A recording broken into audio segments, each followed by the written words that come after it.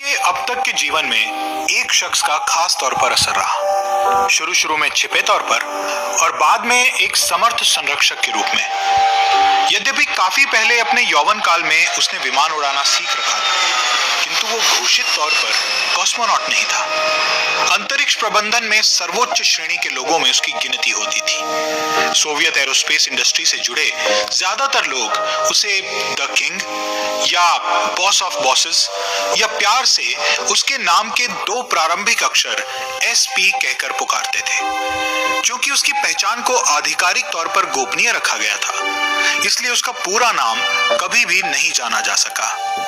वर्षों तक Soviet rocket उपलब्धियों से जुड़े रेडियो प्रसारण व प्रेस रिपोर्टों में उसे चीफ डिजाइनर के रूप में संदर्भित किया जाता रहा। इस शख्स का नाम था सर्जेई पाव्लोविच कोरोलेव। मॉस्को में शिक्षा प्राप्त करने के बाद कोरोलेव ने अपने करियर की शुरुआत बतौर एयरक्राफ्ट डिजाइनर की। इसके बाद उनका रुझान रॉकेट की तरफ बढ़ता गया। पहले तो उसे अपने एयरक्राफ्ट के लिए रॉकेट एक उपयोगी ऊर्जा स्रोत लगा, लेकिन सन 1930 के उत्तरार्ध में उसने रॉकेट को बतौर शक्तिशाली हवाई वाहन के रूप में मान्यता दी। युद्ध के पूर्व के सैन्य विन्यासकों ने रॉकेट के प्रारंभिक प्रणेताओं द्वारा किए गए काम में गहरी रुचि दिखलाई। मार्शल मिखाइल तुकाचेवस्की ने गैस डायनामिक्स लेबोरेटरी नाम से सेंट पीटरबर्ग में पेट्रोपावलोवस्किया फोर्ट्रेस की भारी दीवारों में छिपकर एक नया अनुसंधान केंद्र स्थापित किया, जबकि एक अन्य रिएक्शन प्रपल्जन लेबोरेटरी ऐसी ही समस्या पर काम करने के लिए मध्य मॉस्को में प्रारंभ की। इन समानांतर प्रयासों से कोरोलेव के प्रतिद्वंदी वैलेंटीन ग्लुश्को रॉकेट थ्रस्ट चैम्बर व फ्यूल पंपों के सबसे होनहार डिजाइनर के रूप में उभरे, जबकि स्वयं कोरोलेव विस्तृत मायनों में फ्यूल टैंक से इंजन जोड़ने, गाइडेंस इक्विपमेंट व पेलोड के विषय में सोचते थे, ताकि ऐसे रॉकेट निर्मित किए जाएं जो बमों को डिलीवर करने, ऊपरी वायुमंडल में मौसम माप बनाने और अंतरिक्ष की खोज जैसे उपयोगी कार्य किए जा सके। मार्शल तुकाचेवस्की प्रारंभिक रूप में रेड आर्मी के लिए विंग्ड रॉकेट बम एवं अन्य उपयोगी आयुधास्त्र में रुचि रखते थे। सन 1933 में उन्होंने विविध रॉकेट कार्यक्रमों का एक विशाल एकीकरण प्रारंभ किया। दुर्भाग्यवश स्टालिन बुद्धिमान सैनिकों से भयभीत था और सन 1938 तक उसने सोवियत समाज के सभी स्तरों पर आतंक के सामान्य साम्राज्य स्थापना के हिस्से के रूप में अधिकारी वर्ग को सेवा से हटाना शुरू कर दिया था। तुकाचेवस्की को 11 जून को गिरफ्तार कर उसी रात गोली मारकर खत्म कर दिया गया। शीघ्र ही सभी रॉकेट इंजीनियरों जिन्हें उसने नियुक्त कर रखा था, उनको स्टालिन विरोधी भावनाएं रखने के संदेह में गिरफ्तार कर लिया गया। कोरोलेव को 27 जून को गिरफ्तार कर 10 वर्ष की कठोर सजा देकर साइबेरिया भेज दिया गया। जून 1941 में नाजी आक्रमणकारियों ने तैयारी रहित रेड आर्मी पर भारी विजय हासिल कर ली। स्टालिन को अपने अधिकारी वर्ग को हटाए जाने के प्रति काफी अफसोस हुआ। उसके बचे कुचे कमांडरों के प्रतिभाहीन होने के अलावा उनमें युद्ध कला या सैन्य विन्यास का अनुभव नहीं था। इसके पश्चात सर्जेई कोरोलेव व अन्य सिद्धस्थ इंजीनियरों को जेल से रिहा कर दिया गया, ताकि वे एयरक्राफ्ट व आयुध फैक्ट्रियों में काम कर सके।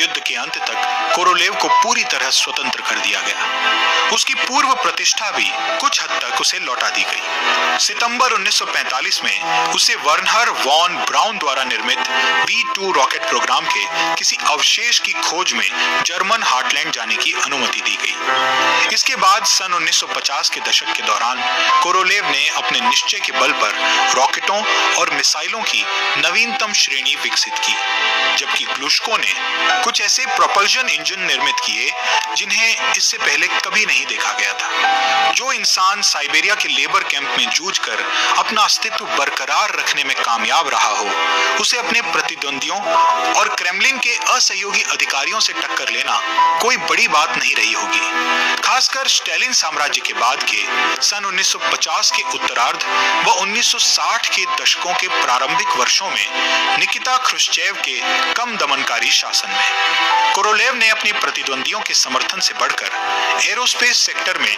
जटिल व सूक्ष्म प्रभाव के नेटवर्क तैयार किए। सन 1956 तक वो अपने स्वयं के औद्योगिक साम्राज्य का मालिक बन चुका था, जिसका प्रमुख भाग मॉस्को के उत्तर पूर्व में कालिनिनग्रेड में रहस्यमय कारखाना सुविधा था, जिसे स्पेशल डिजाइन ब्यूरो OKB-1 के रूप में जाना जाता था। कोरोलेव यहाँ का पूर्व शासक था। यद्यपि वो क्रेमलिन स्तर पर मार्शल युस्तिनोव के अधीन सुरक्षा मंत्रालय एवं जनरल मशीन बिल्डिंग मिनिस्ट्री के प्रति उत्तरदायी था।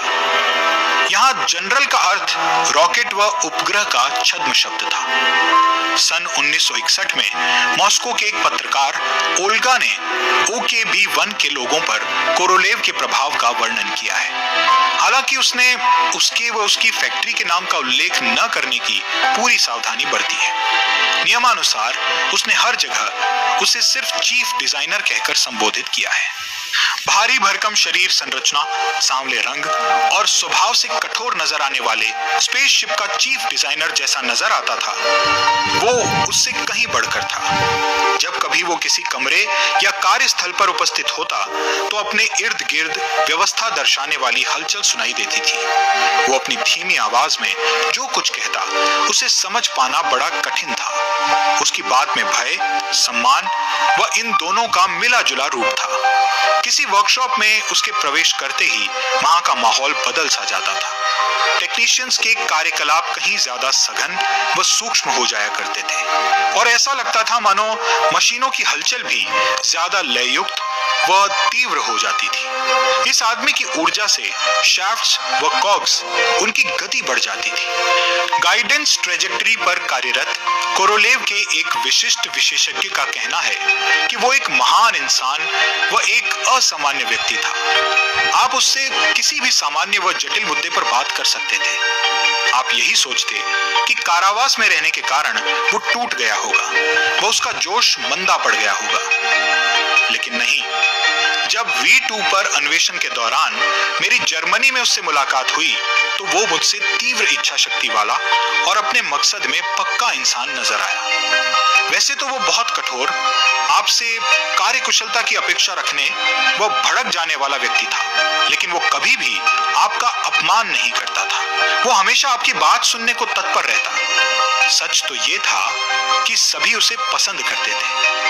वैलेंटीन ग्लुश्को जैसा उतना ही जोशो खरोश वाला व्यक्ति और लगभग सभी लोग उसके अपने स्पेशलिस्ट डिजाइन ब्यूरो में ही कार्य करते थे। कोरोलेव के रॉकेटों में ग्लुश्को के इंजनों के लगाए जाने तक दोनों व्यक्ति किसी भी आपसी मतभेद व टकराव को टालते रहे, लेकिन सोवियत रॉकेट कार्यक्रम के इन दो महान दिग्गजों की पटरी कभी बैठी नहीं।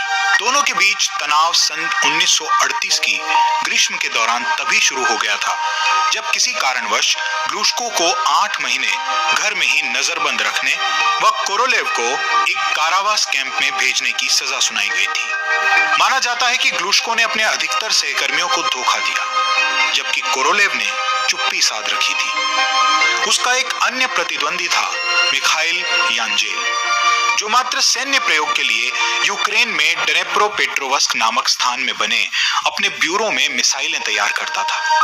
सोवियत रॉकेट विकास कार्यक्रम की चौथी बड़ी हस्ती थी व्लादिमीर चेलोमेई। उसने निकिता ख्रुश्चेव के बेटे सर्जेई को बतौर इंजीनियर सेवा में रखा था। कोरोलेव की स्वायत्तता को सबसे बड़ी चुनौती क्रेमलिन व इसके आसपास के उच्च वर्गीय सैन्य अधिकारियों व रक्षा मंत्रालय से मिली। उनका मानना था कि उसकी अंतरिक्ष परियोजनाओं से आवश्यक आयुध सिस्टम के विकास में बाधा पड़ रही थी। उसने एक दोहरे उद्देश्य को पूरा करने वाला एक मिसाइल स्पेस लॉन्चर तैयार कर उन्हें करारा जवाब दे दिया। तत्पश्चात ये सिद्ध कर दिया कि उसके मैन्ड स्पेसशिप की डिजाइन को अनमैन्ड स्पाई सैटेलाइट के रूप में प्रयोग लाया जा सकता है। इस तरह अहम सैन्य लक्ष्यों की पूर्ति कर उसने यांजेल व चेलोमेई दोनों की बोलती बंद कर दी और मृत्यु पर्यंत यानी सन 1966 तक सभी महत्वपूर्ण सोवियत अंतरिक्ष कार्यक्रमों में अपना दबदबा कायम रखा। उसके तीक्ष्ण बुद्धि कौशल, जिसके आगे नासा के इंजीनियर भी नहीं ठहरते थे, उसका प्रयोग उसके बहुत से प्रमुख अंतरिक्ष यान के घटकों के प्रमाणीकरण हेतु होना था, ताकि उसी हार्डवेयर से मैन्ड और अनमैन्ड वाहनों की श्रृंखला तैयार हो सके। अमेरिकी अंतरिक्ष अंतरिक्ष विश्लेषक Andy Aldrin, Apollo 2 astronaut Buzz Aldrin का पुत्र, कोरोलेव की चालाकी के विषय में कहता है, सैन्य मिसाइल कार्यक्रमों को चला रहे लोग युद्ध के समय से ही उसके साथ थे। एक बड़ी हद तक वे अपने करियर के लिए उसके ऋणी थे, इसलिए वे सीधे तौर पर उससे टकराना नहीं चाहते थे। फिर सेना को उसकी तकनीक की समझ भी नहीं थी और वे दबे तौर पर उसका यकीन करते थे। यही वजह थी कि जब कोरोलेव ने कहा कि जासूसी उपग्रह अभी कारगर नहीं होंगे, हमें पहले मानव चलित कैप्सूल तैयार करना है, तो उसकी बात मानने के अलावा उनके पास कोई विकल्प ही नहीं था। वो कूटनीतिक तंत्र से निपटना अच्छी तरह जानता था। चीफ डिजाइनर के सर्वाधिक दबंग सहयोगियों में से एक था मटिस्लेव केल्डिश, जो उसके नए अंतरिक्ष मिशनों एवं कक्ष में वैज्ञानिक प्रयोगों का बराबर समर्थन करता था।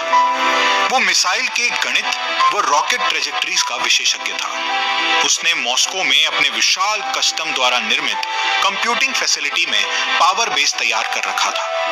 कोरोलेव की तरह वो भी कुशल व कूटनीतिक कौशल रखता था। जहां कोरोलेव रॉकेट निर्मित करने का काम करता था, वहीं केल्डिश उनके उड़ान के रास्ते तय करने में जुटा रहता था। कोरोलेव को सबसे ज्यादा कुंठा इस बात से होती थी कि उसे रेड आर्मी के अविवेकपूर्ण सहयोग पर भरोसा करना पड़ता था।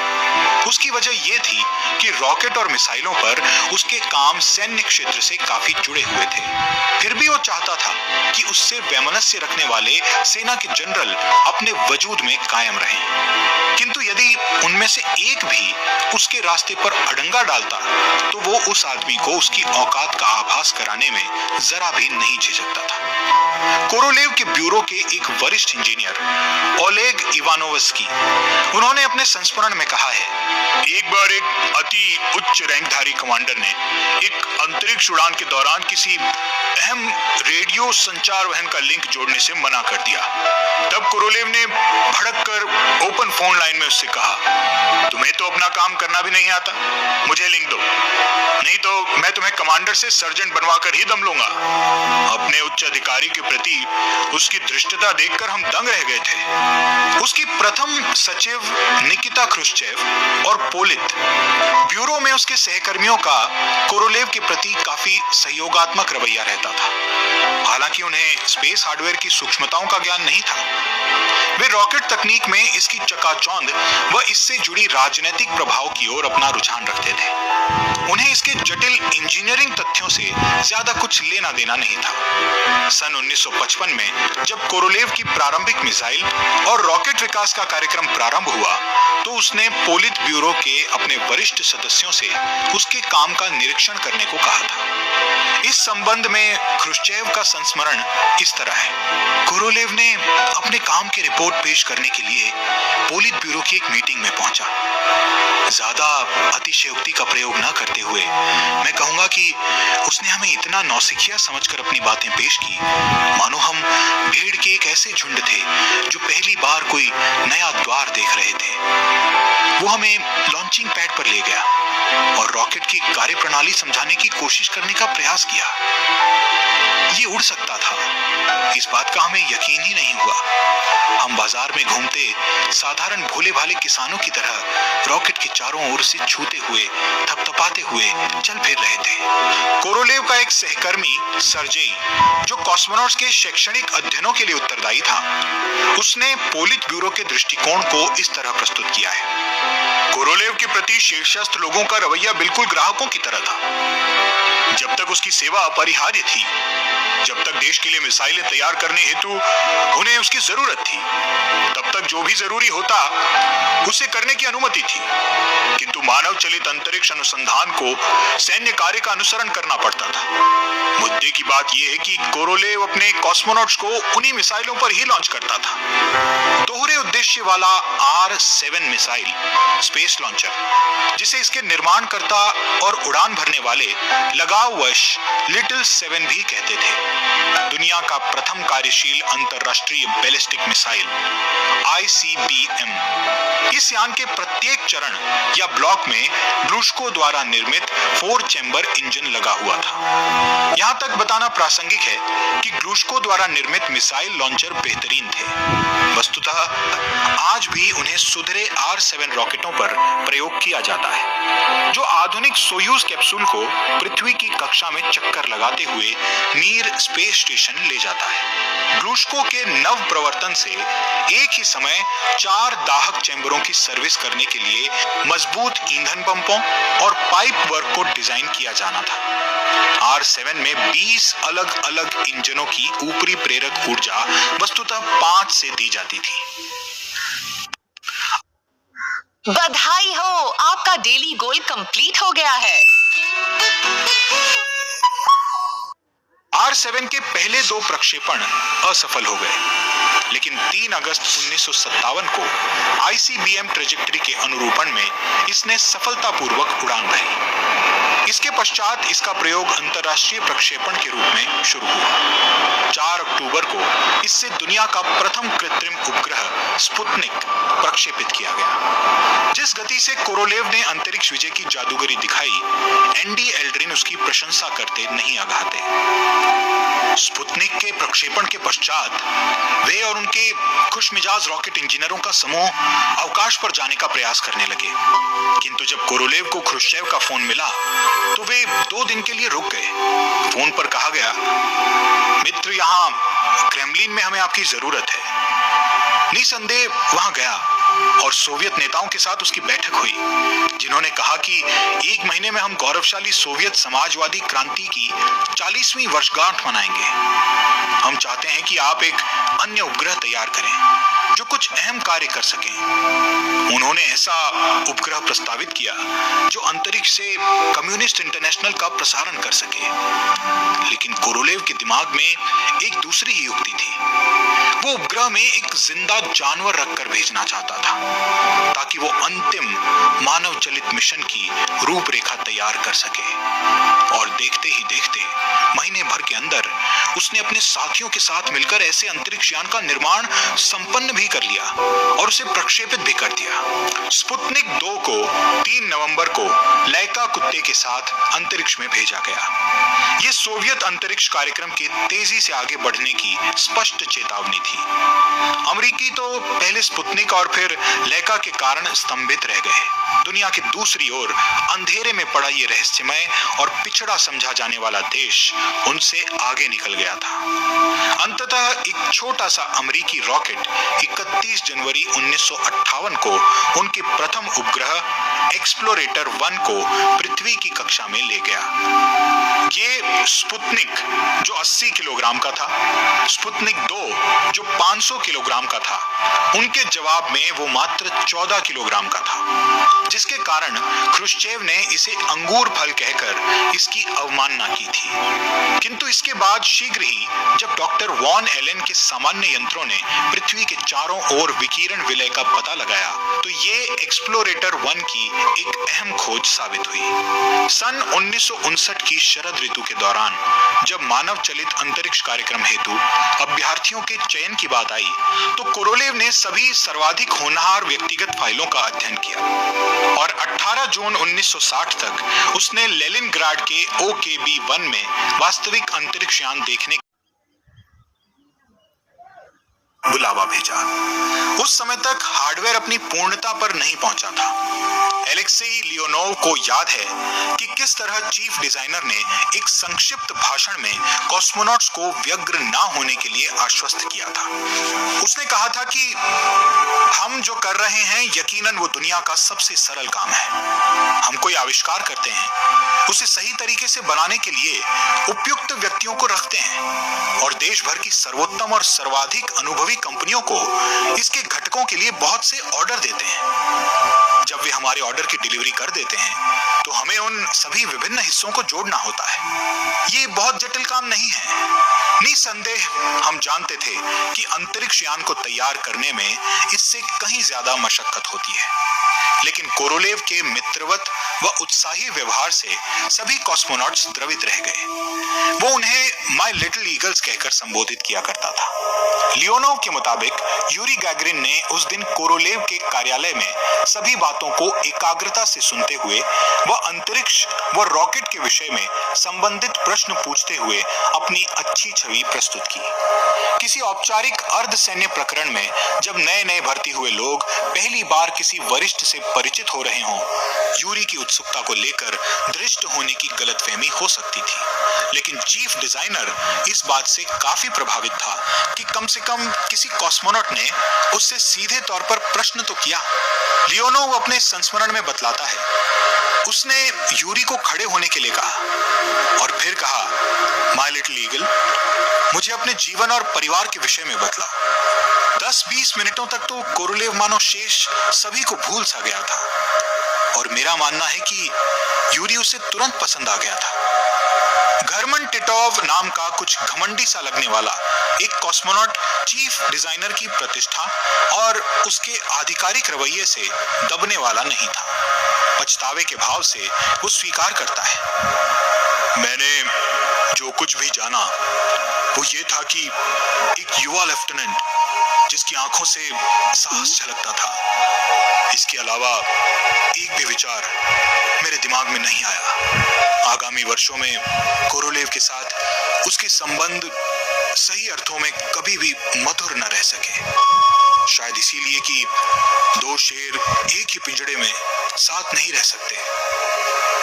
मैं ये नहीं कहना चाहता कि मुझ में कोरोलेव जैसा ही दमखम था, लेकिन हमारे संबंध तो कठोर थे ही। यूरी गैगरिन और एलेक्सेई लियोनोव ही चीफ डिजाइनर की विंग के पसंदीदा कॉस्मोनॉट्स के रूप में सामने आए।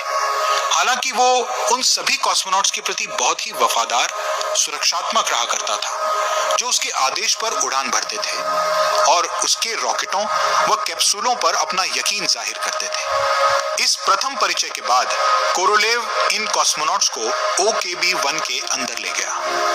उन्होंने प्रमुख निर्माण क्षेत्र में प्रवेश किया। तभी कोरोलेव व उसके वरिष्ठ स्पेसक्राफ्ट डिजाइनर ओलेग इवानोव्स्की उन्होंने सभी चीजों के विषय में बताना शुरू कर दिया, किंतु उन बातों को ग्रहण करना आसान नहीं था।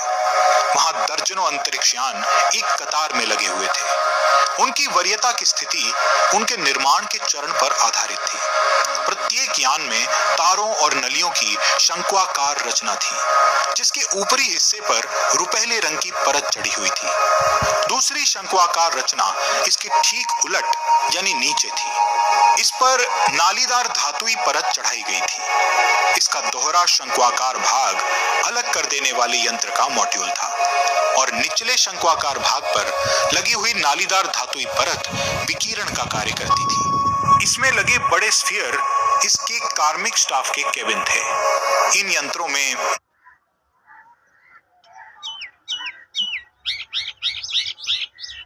एरोडायनेमिक्स थे, न कंट्रोल सरफेस थे, न जाहिर तौर पर कोई प्रोपल्शन थे, न लैंडिंग गियर ही था। वे फर्श पर सही ढंग से